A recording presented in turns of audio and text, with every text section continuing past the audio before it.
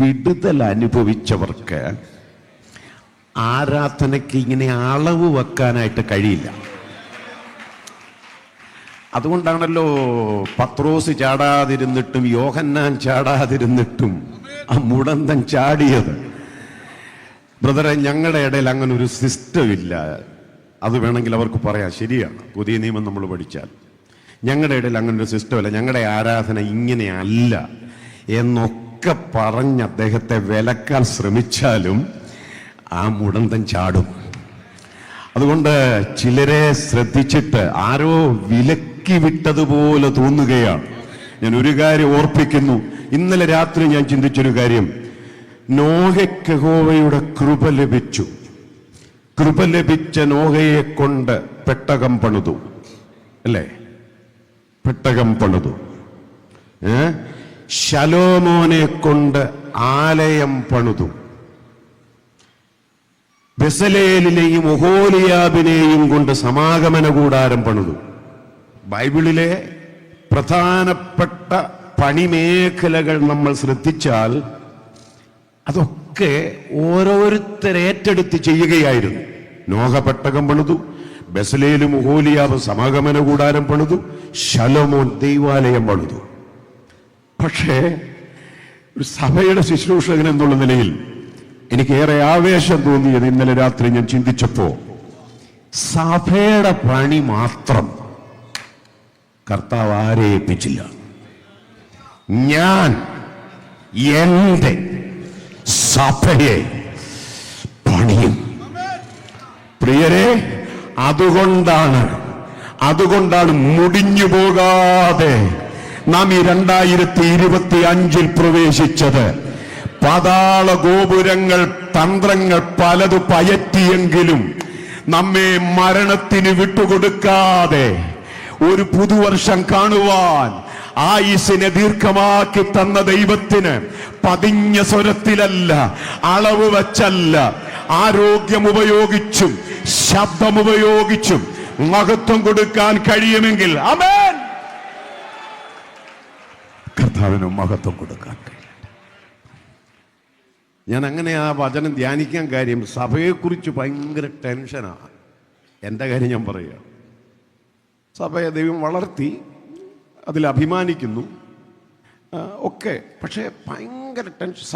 സഭ അപ്പം ഞാൻ ഈ ചിന്ത വന്നപ്പോൾ, സഭയുടെ പണി കർത്താവ് ചെയ്യുമെന്ന് കർത്താവ് തന്നെ പറഞ്ഞിട്ടുണ്ട്. പിന്നെ ഞാനെന്തിനാ ഇങ്ങനെ ഈ പരവേശം കാണിക്കുന്നു? ആമേൻ.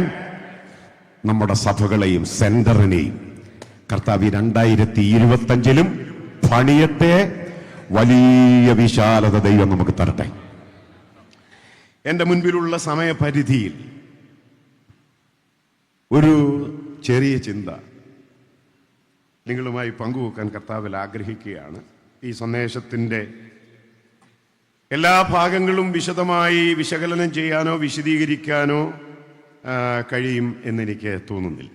എങ്കിലും വന്നു ചേർന്ന ദൈവമക്കളോട് ദൈവാത്മാവിന് പറയാനുള്ള ദൂത് കൈമാറാൻ ഞാൻ കർത്താവിൽ ശരണപ്പെടുകയാണ്.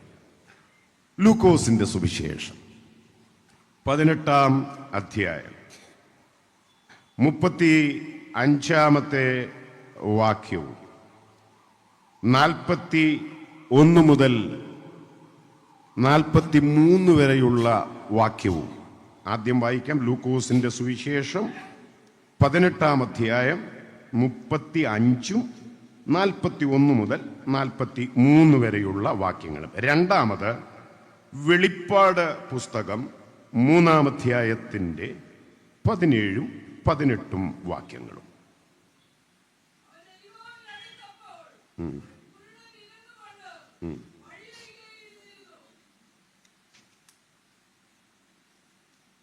നാൽപ്പത്തി മുതൽ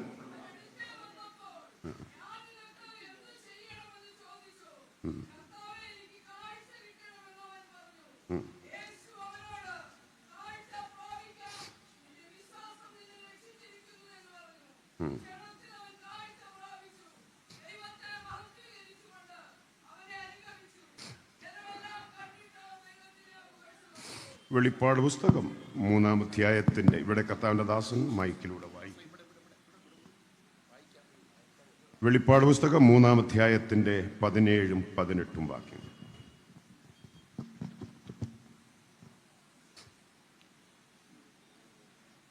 ഞാൻ ധനവാൻ, സമ്പന്നനായിരിക്കുന്നു, എനിക്കൊന്നിനും മുട്ടില്ല എന്ന് പറഞ്ഞുകൊണ്ട് നീ നിർഭാഗ്യനും അരിഷ്ടനും ദരിദ്രനും കുരുടനും നഗ്നനും എന്ന് അറിയാതിരിക്കയാൽ നീ സമ്പന്നനാകേണ്ടതിന് തീയിൽ ഊതിക്കഴിച്ച പൊന്ന് നിന്റെ നഗ്നതയുടെ ലജ്ജ വെളിവാക്കത്തവണ്ണം ധരിക്കേണ്ടതിന് വെള്ളയുടുപ്പും നിനക്ക് കാഴ്ച ലഭിക്കേണ്ടതിന് കണ്ണിലെഴുതുവാൻ ലേപവും എന്നോട് വിലയ്ക്ക് വാങ്ങുവാൻ ഞാൻ നിന്നോട് ബുദ്ധി പറയുന്നു. മതി. Praise lord. നമുക്ക് ശാന്തമായി ഈ ദൈവവചന ഭാഗം ഒന്ന് ധ്യാനിക്കാം. ലൂക്കോസിന്റെ സുവിശേഷം 18-ാം അധ്യായത്തിൽ നമ്മൾ വായിച്ച വാക്യവും വെളിപ്പാട് പുസ്തകം 3-ാം അധ്യായത്തിൽ നിന്ന് നാം വായിച്ച വാക്യങ്ങളും ചേർത്ത് വെച്ച് ഒരു തലവാചകം ഈ സന്ദേശത്തിന് നൽകാൻ ശ്രമിച്ചാൽ എല്ലാവരുടെയും ഹൃദയത്തിൽ മനസ്സിൽ ഓർമ്മിക്കത്തക്ക നിലയിൽ പറഞ്ഞാൽ, അന്ധനായ പുരുഷനും അന്ധയായ കാന്തയും എന്ന് ഈ സന്ദേശത്തിന് പേരിടാം. ഞാൻ ഒന്നുകൂടെ പറയുന്നു, അന്ധനായ പുരുഷനും അന്ധയായ കാന്തയും.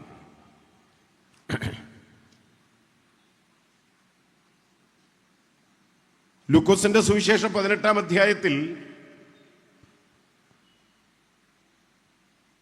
ഈ കുരുടന് പുറമേയുള്ള കണ്ണിനാണ് അന്ധത, അല്ലേ? അതെ. വെളിപ്പാട് പുസ്തകം 3-ാം അധ്യായത്തിൽ ലവോദിക്യ സഭയെ കർത്താവ് അഡ്രസ് ചെയ്യുമ്പോൾ ഇടയ്ക്കുള്ളതെല്ലാം ഞാൻ വിടുന്നു. ആ സഭയെ കുറിച്ച് പറഞ്ഞത്, നീ കുരുടൻ എന്ന് അറിയാതിരിക്കരുത്.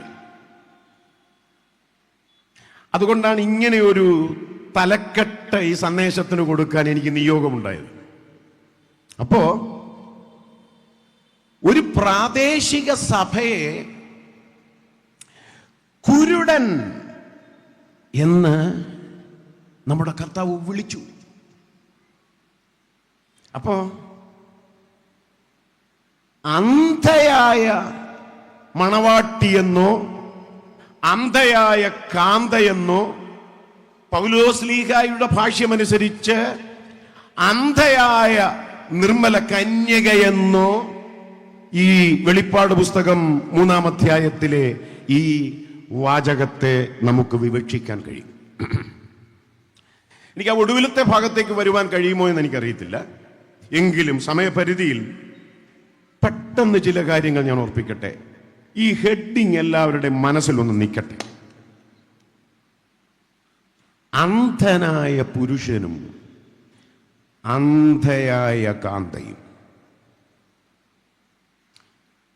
അപ്പൊ രണ്ട് അന്ധതയാണ്, അല്ലേ? ലൂക്കോസിന്റെ സുവിശേഷത്തിലെ അന്ധത ശരീരത്തിലെ അന്ധതയാണ്. വെളിപ്പാട് പുസ്തകത്തിലെ അന്ധത അകക്കണ്ണിന്റെ അന്ധതയാണ്, ആത്മാവിന്റെ അന്ധതയാണ്. അങ്ങനെയാണെങ്കിൽ രണ്ടു മേഖലകളിലാണ് വിടുതൽ വേണ്ടത്. രണ്ടു മേഖലകളിൽ വിടുതലിനെ കുറിച്ച് പറഞ്ഞപ്പോ ഒരു വാക്ക് നന്ദി പറയട്ടെ. ഇന്ന് ഞാനിവിടെ നിൽക്കുന്നത് വിടുവിക്കുന്ന ഒരു കർത്താവ് ഇന്നും ജീവിക്കുന്നത് കൊണ്ടാണ്. 5 മാസം മുൻപ് അല്പ ക്രിട്ടിക്കലായി എൻ്റെ വീട്ടുകാരും ബന്ധുക്കളും എല്ലാം എന്നെ വന്ന് കണ്ടു.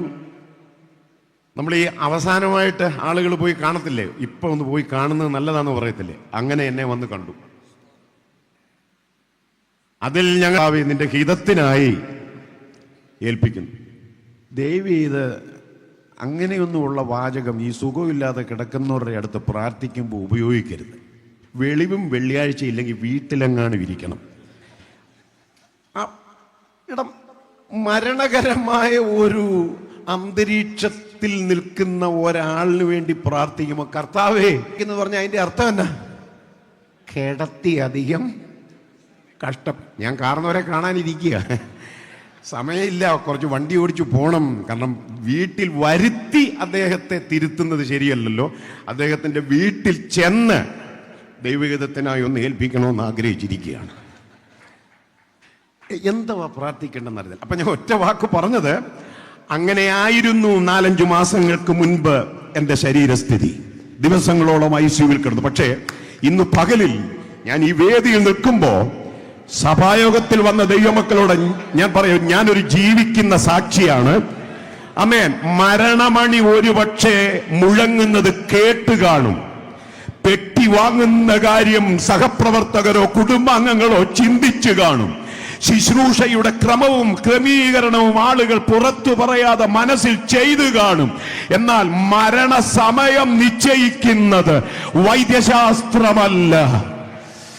ആമേൻ. ഇന്ന് പകലിൽ വിടുവിക്കുന്ന വലങ്കരം ഈ ആരാധന മധ്യേ ചലിക്കുന്നു എന്നുള്ളത് ഞാൻ എൻ്റെ അനുഭവത്തിൽ നിന്ന് പറയുകയാണ്. ചലിക്കുന്ന കർത്താവിന്റെ കരം ഇതിനകത്തൊന്ന് വ്യാപരിച്ചാൽ ആമേൻ, നമുക്ക് വിടുതലോടെ കടന്നു പോകുവാൻ കഴിയും. അപ്പോ ശരീരത്തിലെ അന്ധത, ആത്മാവിലെ അന്ധത. ഒന്നുകൂടെ പറഞ്ഞാൽ ശാരീരിക വിടുതൽ, ആത്മീയ വിടുതൽ. അങ്ങനെയാണ് ആ സന്ദേശത്തെ ഇങ്ങനെ ചുരുക്കി കൊണ്ടുവരുവാൻ കഴിയുന്നത്. അപ്പൊ ഈ 2 കുറിവാക്യങ്ങളിൽ അന്തർലീനമായിരിക്കുന്ന പ്രധാനപ്പെട്ട ആത്മീകോത്തേജനപ്രദമായ ആശയം എന്ന് പറയുന്നത്, ശരീരത്തിനും വിടുതലുണ്ട്, ആത്മാവിനും വിടുതലുണ്ട്. നമ്മുടെ കർത്താവ് വിടുവിക്കുന്നവനാണ്.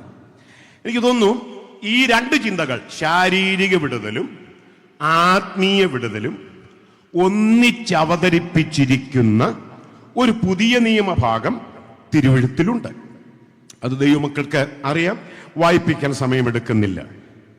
ഗെന്നസരത്ത് തടാകത്തിന്റെ കരയിൽ പുരുഷാരം വചനം കേൾക്കേണ്ടതിന് തിക്കിത്തിരക്കുന്നു എന്ന് എഴുതിയിട്ടുണ്ട്. അപ്പോൾ അവിടെ പുരുഷാരത്തിന് വേണ്ടത് വചനമാണ്.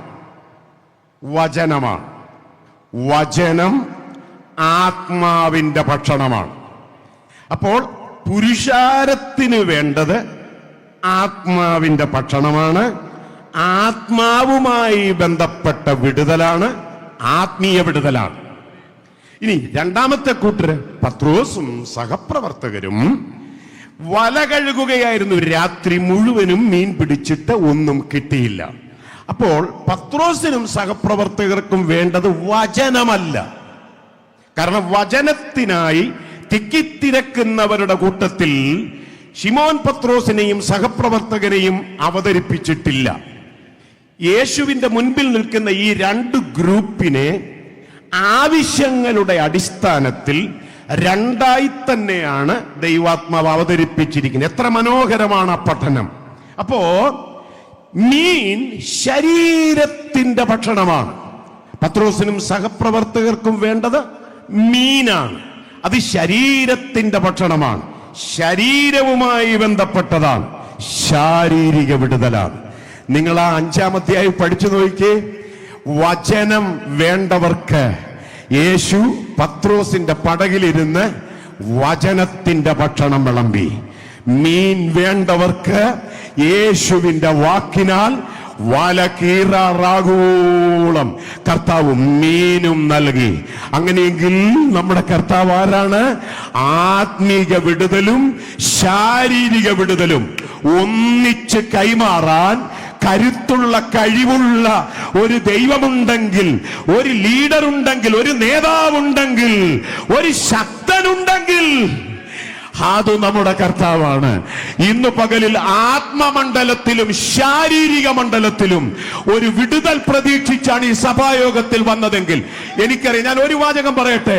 നമ്മുടെയൊന്നും വീട്ടിൽ ഇഷ്ടം പോലെ ഭക്ഷണം ഇല്ലാഞ്ഞിട്ടൊന്നുമല്ല നമ്മൾ ഇവിടുത്തെ ഉച്ചക്കത്തെ ഒരു നേരം കഴിക്കുന്നത്.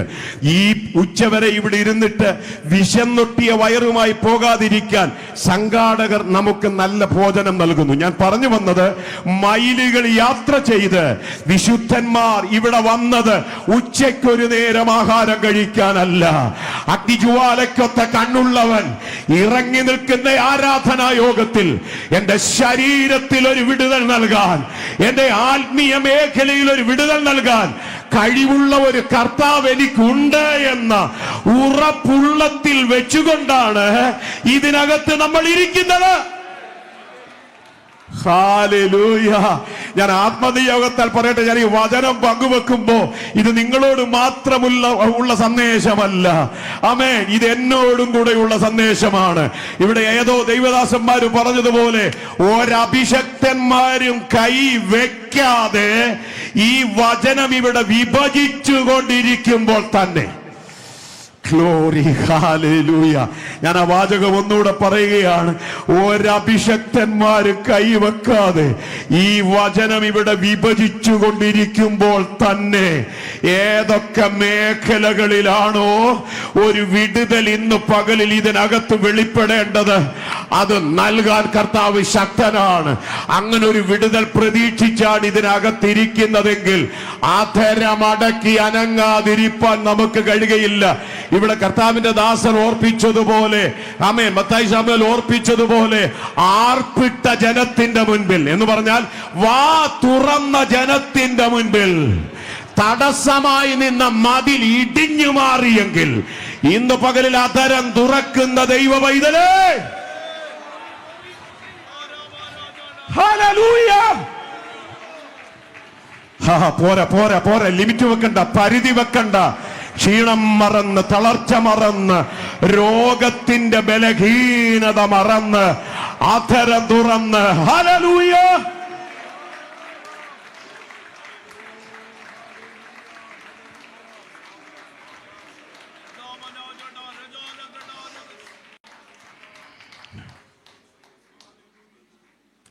അപ്പൊ അങ്ങനെ പോകുകയാണ് ഈ കുറിവാക്യങ്ങളിലെ ചിന്താധാര. ഇത് മത്തായിയും മർക്കോസും പറയുന്നത്,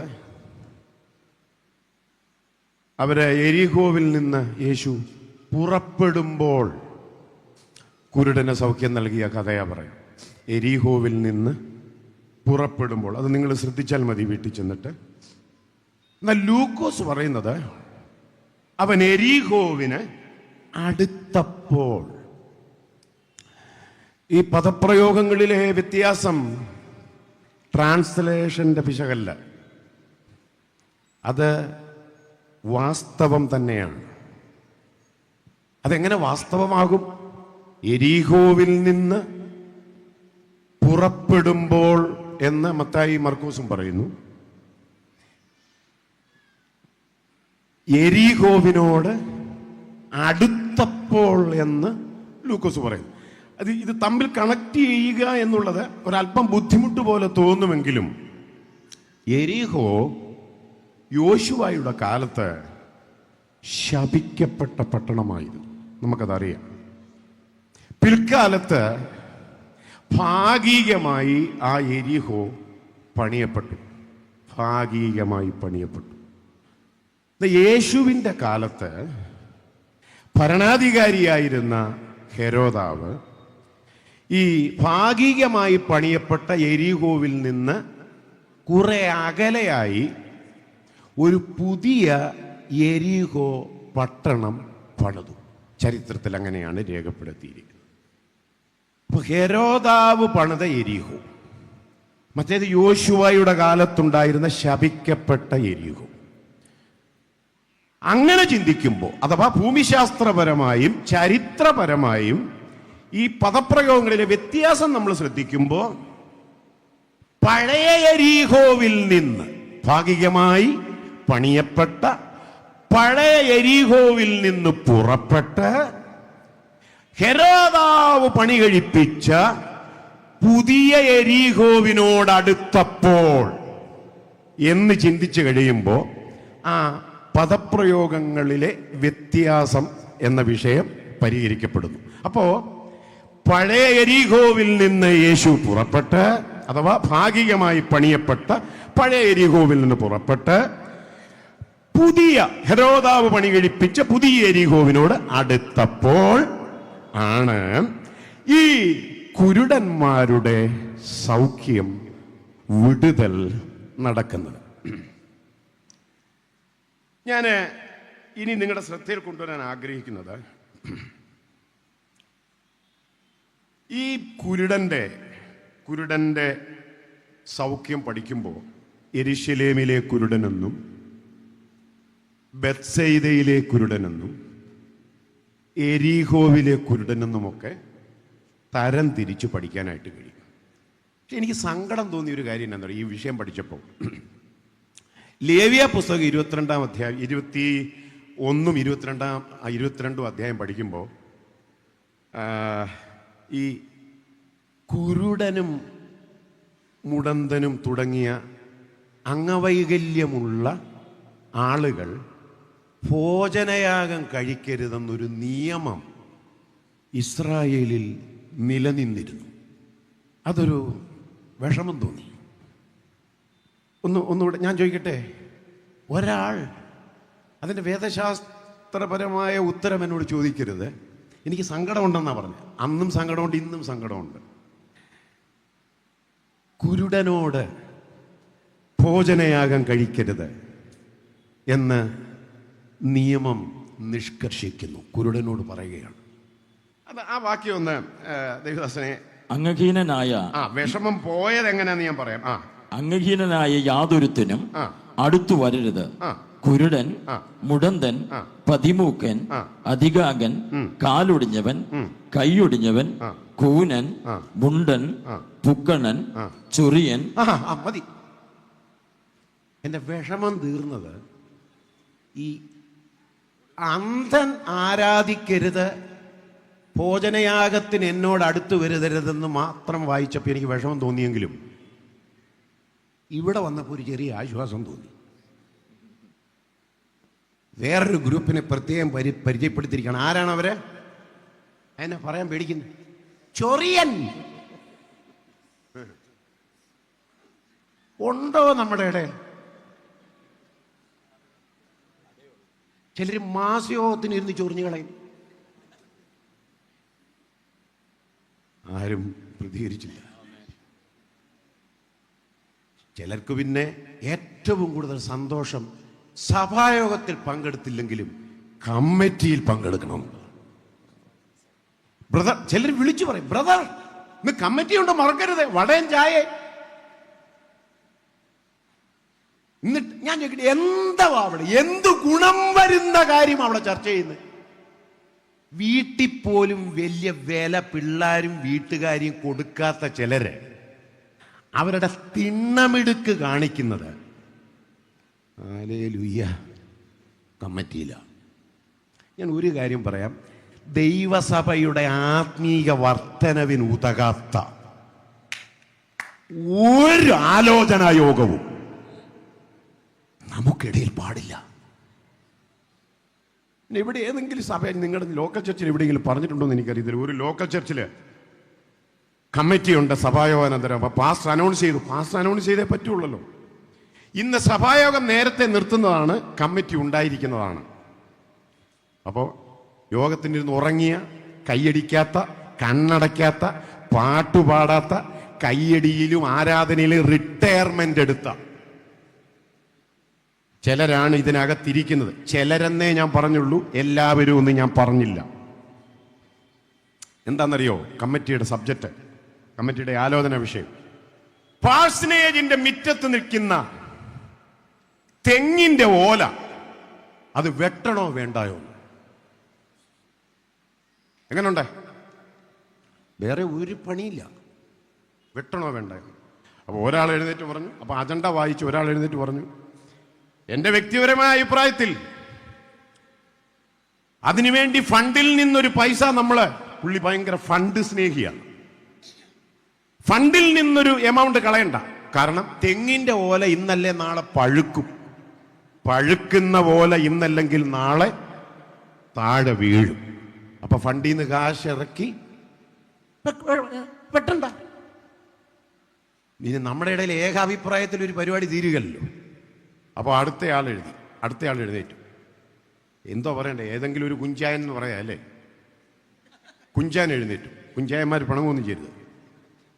നമ്മുടെ കുഞ്ഞുട്ടി സഹോദരൻ പറഞ്ഞത് എല്ലാവരും ശ്രദ്ധിച്ചു കാണുമല്ലോ. എന്റെ വ്യക്തിപരമായ അഭിപ്രായത്തിൽ ഓല വെട്ടണം എന്ന് തന്നെയാണ്. ഫണ്ടിൽ നിന്ന് പൈസ പോകുന്നെങ്കിൽ ഇച്ചിരി പൈസ പോട്ടെ, ഫണ്ടിൽ പൈസ ഉണ്ടല്ലോ. അദ്ദേഹം അതിന് നൽകിയ വിശദീകരണം, പാസ്റ്ററുടെ ഭാര്യ മിറ്റം തൂക്കാൻ വരുന്ന സമയത്താണ് ഈ പഴുത്ത ഓല ദേഹത്തേക്ക് വീഴുന്നതെങ്കിൽ നമ്മുടെ ഫണ്ടിൽ നിന്ന് ഒരുപാട് പൈസ ചെലവാകും. അതുകൊണ്ട് അത് വെട്ടണം എന്നുള്ളതാണ് എൻ്റെ അഭിപ്രായം. ഒടുവിൽ ഒരു ഏകാഭിപ്രായത്തിൽ എത്താതിരുന്നത് കൊണ്ട് കമ്മിറ്റി പിരിച്ചു വിട്ടു. എന്നിട്ട് ആ വരുന്ന വരവൊക്കെ എവിടെ പോയി? കമ്മിറ്റിയായിരുന്നു. ലജ്ജയില്ലെന്നാ ഞാൻ ചോദിക്കുന്നത്. ആരാധനയിൽ കാണിക്കാത്ത ആവേശം, കൈയടിക്കാതെ, പാട്ടുപാടാതെ, ആത്മാവിൽ ദൈവത്തെ സ്തുതിക്കാതെ, ദൈവസഭയുടെ വളർച്ചയ്ക്കോ ആത്മീക വർധനവിനോ ഉതകാത്തതൊന്നും ചർച്ച ചെയ്യാതെ ജനത്തെ ഇങ്ങനെ തരംതിരിക്കുന്ന അബദ്ധജടിലങ്ങളായ നടപടികൾ വിട്ടിട്ട് ദൈവസഭ ആത്മനിറവിന്റെ ആരാധനയിലേക്ക് മടങ്ങി വരണം. ആമേൻ.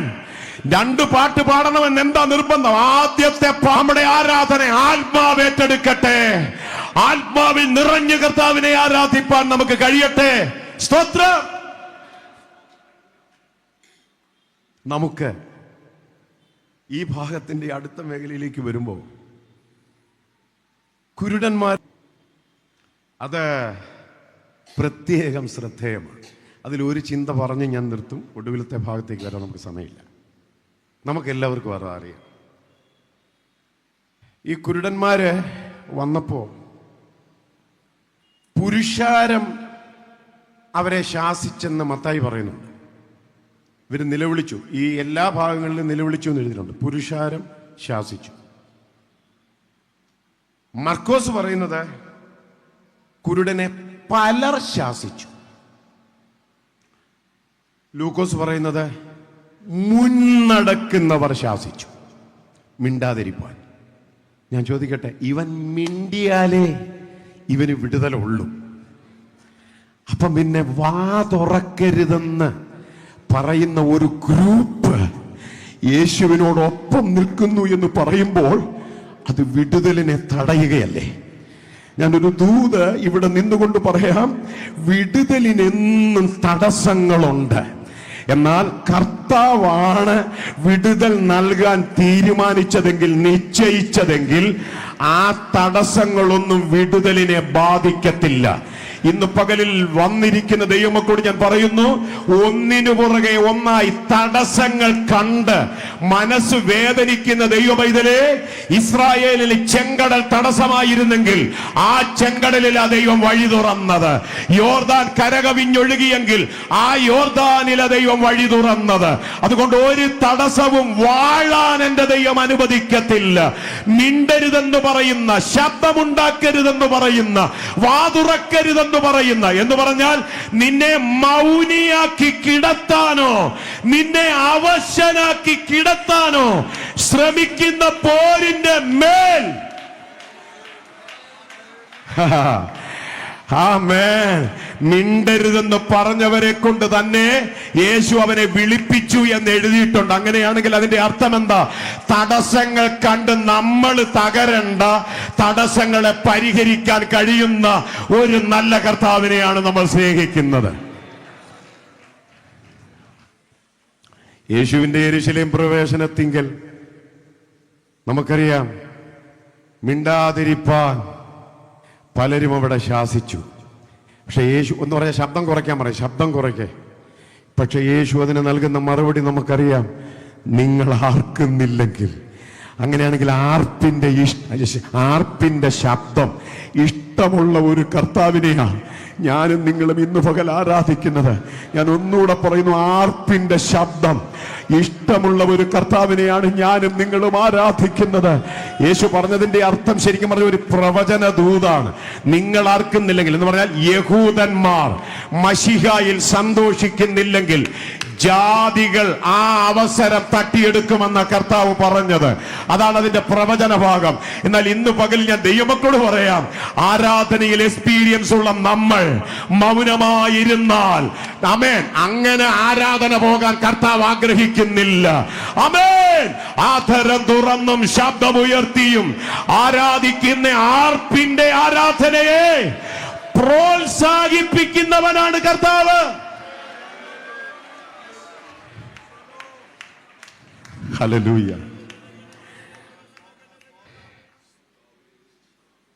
സൗഖ്യമാക്കിയ വിധം അതോടെ പറഞ്ഞു നിർത്താം. ഒരിടത്ത് എഴുതിയിരിക്കുന്നു കണ്ണ് തൊട്ടു, മറ്റൊരിടത്ത് എഴുതിയിരിക്കുന്നു കണ്ണിൽ തുപ്പി കൈവച്ചു, മറ്റൊരിടത്ത് എഴുതിയിരിക്കുന്നു പോക, നിന്റെ വിശ്വാസം നിന്നെ രക്ഷിച്ചിരിക്കുന്നു. എന്നാൽ യോഹന്നാൻ 9 എഴുതിയിരിക്കുന്നു, അവൻ നിലത്ത് തുപ്പി, തുപ്പലുകൊണ്ട് ചേറുണ്ടാക്കി കണ്ണിൽ പൂശി. ഇവർക്കെല്ലാവർക്കും വേണ്ടത് കാഴ്ചയാണ്, ശരീരത്തിലെ വിടുതലാണ്. പക്ഷെ യേശു ഉപയോഗിച്ച മാർഗങ്ങൾ പലതാണ്. ഞാൻ ഈ 2025 പ്രവേശിച്ച ദൈവമക്കളോടും എന്നോടും ദൈവാത്മാവ് ഇന്ന് പകൽ പറയുന്നത്, ഇതുവരെ സ്വപ്നത്തിൽ പോലും ചിന്തിക്കാത്ത ചില മാർഗങ്ങൾ ഉപയോഗിച്ച് ഈ 2025 ദൈവം നമ്മെ നടത്തും. അഭിഷക്തന്മാരോട് ഞാൻ പറയുകയാണ്, അക്ഷരം കൊല്ലുന്ന അക്ഷരത്തിന്റെ പഴക്കത്തിലുള്ള ഒരു പരിചയത്തിന്റെ ശുശ്രൂഷ ആയിരിക്കില്ല ഈ 2025 ദൈവം നിങ്ങളെ കൊണ്ട് ചെയ്യാൻ ആഗ്രഹിക്കുന്നത്. ഒരഗ്നിജ്വാലയുടെ ശുശ്രൂഷ. നമ്മുടെ അഭിഷക്തന്മാർ അഗ്നിജ്വാലയുടെ ശുശ്രൂഷയ്ക്കായി ഇന്ന് പകലിൽ പുതിയ നിയോഗം ഏറ്റെടുക്കും എന്ന് ഞാൻ വിളിച്ചു പറഞ്ഞാൽ ആമേൻ എന്ന് പറയാൻ. ആമേൻ. അതിൽ എനിക്ക് ഏറ്റവും പ്രിയമായി തോന്നിയ ഒരു വിധം മാത്രം ഓർപ്പിക്കട്ടെ. ഈ പിറവിയിലെ കുരുടനായ മനുഷ്യനെ യേശു സൗഖ്യമാക്കിയത് നിലത്ത് തുപ്പി, തുപ്പലുകൊണ്ട് ചേറുണ്ടാക്കി കണ്ണിൽ പൂശി. നിങ്ങൾ ഒന്ന് ശ്രദ്ധിച്ചു നോക്കി. ഞാനിന്ന് വണ്ടി പാർക്ക് ചെയ്ത് വരുമ്പോൾ ഒരു ദൈവദാസനെ കണ്ടു ഇങ്ങോട്ട് വരുന്ന വഴിക്ക്. അദ്ദേഹം എൻ്റെ അടുത്ത് വന്ന് നിന്നപ്പോൾ അദ്ദേഹം ഇങ്ങനെ നിലത്ത് കൂടെ തുപ്പിയാൽ എന്തായിരിക്കും എൻ്റെ മനോഭാവം? എനിക്ക് സങ്കടം തോന്നി. എന്തായാലും ഞാൻ മുമ്പ് പറഞ്ഞിട്ടുണ്ടോ എന്തോ, ഒരു പ്രാവശ്യത്തെ തുപ്പലും കൊണ്ടൊന്നും ഒരു കൈ മണ്ണ് കുഴയ്ക്കാൻ പറ്റത്തില്ല. അങ്ങനെയൊക്കെ തുപ്പാൻ കഴിവുള്ളവരുണ്ടെങ്കിൽ യോഗം കഴിയുമ്പോൾ ഒന്ന് കാണണം. അത് എന്നാ തുപ്പലാകും? 2 കണ്ണിലും പൂശണമല്ലോ. അങ്ങനെയാണെങ്കിൽ മണ്ണ് കുഴയുന്നത് വരെ യേശു തുപ്പിക്കൊണ്ടേയിരുന്നു. അവൻ കണ്ണ് കാണാൻ വയ്യാത്തവനായത് ഭാഗ്യമായി. അന്തസ്സുള്ള സഹിക്കുമോ? ഇനി തുപ്പി മണ്ണ് കുഴച്ചു എന്ന് പറയുമ്പോൾ വേറൊരു കാര്യം ചിന്തിക്കണം. എന്നിട്ട് ഇവനോട് യേശു പറഞ്ഞത്, ശീലോഹം കുളത്തിൽ പോയി. അപ്പൊ കുളവും വെള്ളവും അവിടെ ഉണ്ടല്ലോ. അതൊരു നല്ല ചിന്തയാ. കുളവും വെള്ളവും അവിടെ ഉള്ളപ്പോൾ എന്തിനാണ് ഈ തുപ്പിക്കളയ്ക്കുന്നത്? എന്നോട് ചോദിക്കരുത്, എനിക്കും അറിയത്തില്ല, എൻ്റെ ഉത്തരം എനിക്കറിയത്തില്ല. പക്ഷെ അതിനകത്ത് ഒരു ദൂത് ഞാൻ പറയാം. ചില വിടുതൽ ചിലർക്ക് കർത്താവ് കൈമാറുമ്പോൾ നിലവിലുള്ള സാധ്യതകൾ കർത്താവ് ഉപയോഗിക്കത്തില്ല. ഞാൻ ഒന്നുകൂടെ പറയുന്നു, നിലവിലുള്ള സാധ്യതകൾ. ഇപ്പൊ കുളവും വെള്ളവും അവിടെ ഉണ്ടായിട്ടും ആ വെള്ളം ഉപയോഗിച്ചില്ലല്ലോ യേശു. അപ്പൊ നിലവിലുള്ള സാധ്യത ഉപയോഗിക്കാതെ ഒരസാധാരണ മാർഗം ഇവന്റെ വിടുതലിന് കർത്താവ് ഉപയോഗിക്കുകയാണ്. വല്ല മനസ്സിലാകുന്നുണ്ടോ? അയ്യോ, ഈ ദൂതൊക്കെ ഹൃദയത്തിൽ ഏറ്റെടുത്താമേൻ പറയണം. കാരണം എനിക്ക് വേണ്ടി ഒരസാധാരണ മാർഗം.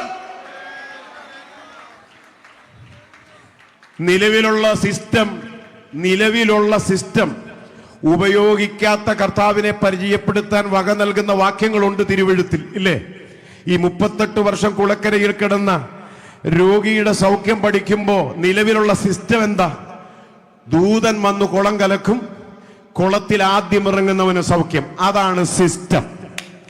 എന്നാൽ ദൂതൻ തിരിഞ്ഞു നോക്കാത്ത, ഇവനോടൊപ്പം അവിടെ കഴിഞ്ഞവർ അണിവിരൽ കൊണ്ടുപോലും സഹായിക്കാത്ത ഒരു മനുഷ്യനാ അവിടെ കിടക്കുന്നത് എന്ന് പറഞ്ഞാൽ അവന് വേണ്ടി എന്റെ കർത്താവ് ഇറങ്ങി വരുവാ. ഞാൻ പറയുന്നത് മനസ്സിലാകുന്നുണ്ടോ? അവിടെ ഞാൻ ചിന്തിച്ചിട്ടുണ്ട്, ദൂതൻ എന്തായാലും വെള്ളം കലക്കാൻ വരുന്നുണ്ടല്ലോ. ഈ കിടപ്പ് കിടന്നിട്ട് എത്ര നാളായി? ദൂതനൊന്ന് ഹെൽപ്പ് ചെയ്യാമായിരുന്നില്ലേ ഇവനെ എന്ന് ചിന്തിച്ചു പോയാൽ അത് തെറ്റല്ല. എന്നാൽ ഞാൻ അതിനകത്തെ ദൂത് പറയാം. ചില വിടുതലുകൾ അവൻ ദൂതനെ അയച്ചല്ല കൈമാറുന്നത്, നേരിട്ട ഈ 2025 ഒരു പകരക്കാരനെ വിട്ടല്ല. ആമേൻ. Glory glory glory. ഒരു പകരക്കാരനെ വിട്ടല്ല എന്റെ വിടുതൽ കർത്താവ് കൈമാറാൻ പോകുന്നത്. അവൻ നേരിട്ടാണ്. ഗ്ലോറി, ഹല്ലേലൂയ, ആമേൻ. അത് ഇതിനകത്ത് സംഭവിക്കട്ടെ പ്രിയരെ. ഈ യോഗ സ്ഥലത്ത് അത് സംഭവിക്കട്ടെ. എല്ലാവരും അങ്ങനെ ഒരു വിടുതലിനായി കൊതിക്കട്ടെ. ഹല്ലേലൂയ. എന്തുകൊണ്ടാണ് യേശു അങ്ങനെ ചെയ്തതെന്നുള്ള ഉത്തരം ദൈവമക്കൾക്കറിയാം. വചനം അറിയാവുന്ന ദൈവമക്കൾക്കറിയാം എന്തുകൊണ്ടാണ് അങ്ങനെ ചെയ്തത്.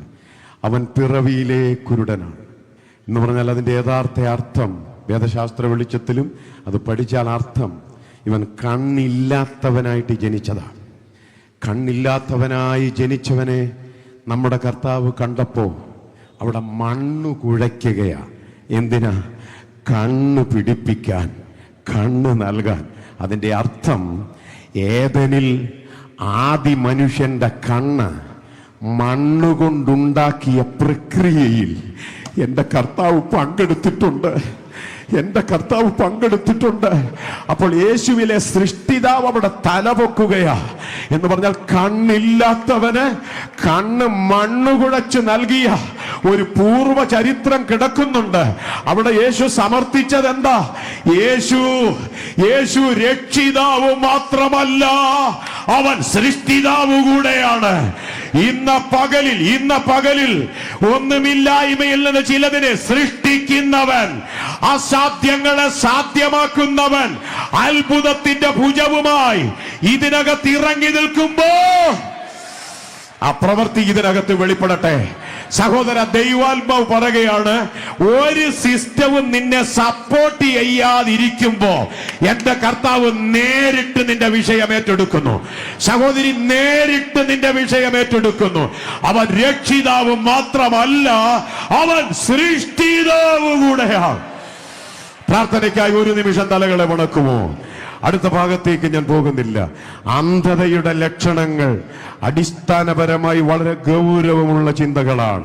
നമ്മുടെ സമയം ഇവിടെ തീരുകയും എല്ലാവരും ഇന്ന് ദൈവം ഇടപെട്ടു എന്ന് ബോധ്യമുണ്ടെങ്കിൽ, ഉള്ളത്തിൽ ഉറപ്പുണ്ടെങ്കിൽ, അങ്ങനെയുള്ളവർ മാത്രം, പരപ്രേരണ കൊണ്ടല്ല എന്നോട് കർത്താവ് സംസാരിച്ചു എന്ന് ഉറപ്പുണ്ടെങ്കിൽ അങ്ങനെയുള്ളവർ മാത്രം കർത്താവിന് മഹത്വം കൊടുക്കട്ടെ. പോരാ, ഒരല്പനേരം ഹല്ലേലൂയ, ഹല്ലേലൂയ. ആമേനോട് ചോദിച്ചാൽ ഏലിയാവ് പറയും, എനിക്ക് കെരീത്തിലും അപ്പം വേണമായിരുന്നു, സരപ്തയിലും അപ്പം വേണമായിരുന്നു, മരുഭൂമിയിലും എനിക്ക് അപ്പം വേണമായിരുന്നു. എന്നാൽ അപ്പം എന്ന എന്റെ ആവശ്യം നിറവേറ്റിയത് 3 മാർഗങ്ങളിലൂടെയാണ്.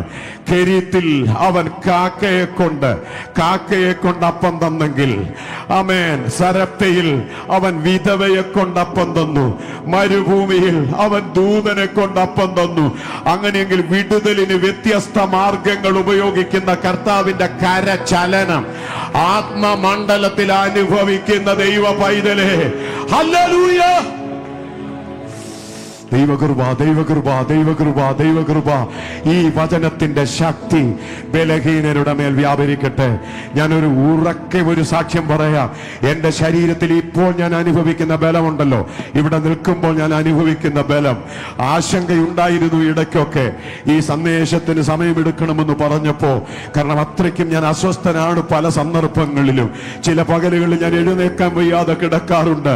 എന്നാൽ ഞാൻ അനുഭവത്തിൽ നിന്ന് പറയാം, ഇന്ന് പകലിൽ ഇത്രയും മിനിറ്റ് ഇവിടെ എന്നെ നിർത്തിയത് ശരീരത്തിൽ വിടുതൽ നൽകുന്ന, ആത്മാവിൽ വിടുതൽ നൽകുന്ന, ആമേൻ, എന്റെ കർത്താവിന്റെ കരം ഇവിടെ ചലിച്ചത് കൊണ്ടാ. അത് അനുഭവിച്ചിട്ട് എഴുന്നേക്കാവൂ. ഇതിനകത്ത് നിന്ന് ആധരങ്ങൾ തുറന്ന്